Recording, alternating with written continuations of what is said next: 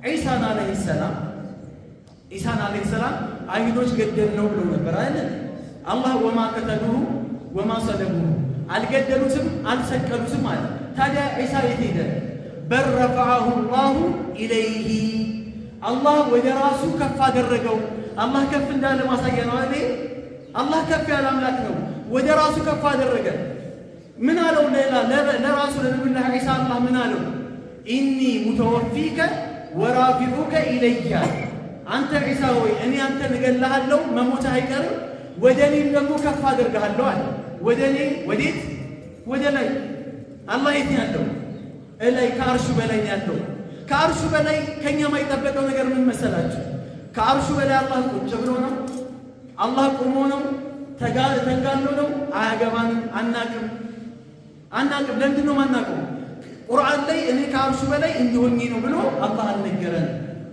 ሐዲስ ላይ እኔ ከአርሹ በላይ አላህ ሲቀመጥ፣ ከአርሹ በላይ ሲቆም፣ ከአርሹ በላይ እንደዚህ ሲሆን የሚል ነገር ቁርአን ላይም የለም። ከሌለ ምንድን ነው የምንቀበለው?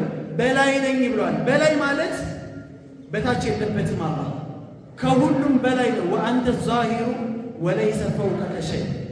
ከአላህ በላይ ምንም ነገር የለም።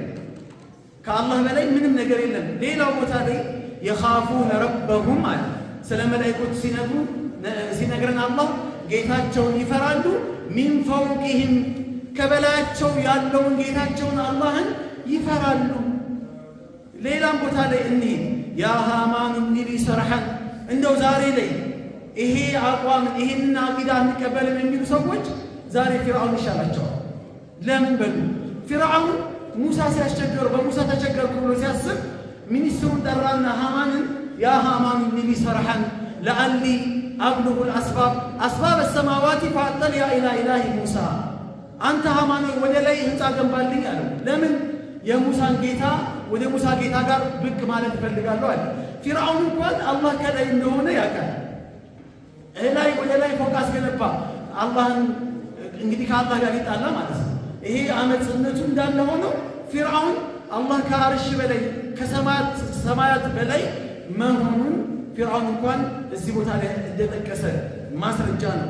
ሌላኛው ቦታ ላይ ምን ይላሉ ዑለሞች? ወመን ዒንደሁ ላ የስተክቢሩነ አን ዒባደቲህ ይላል አላህ ሱብሓነሁ ወተዓላ።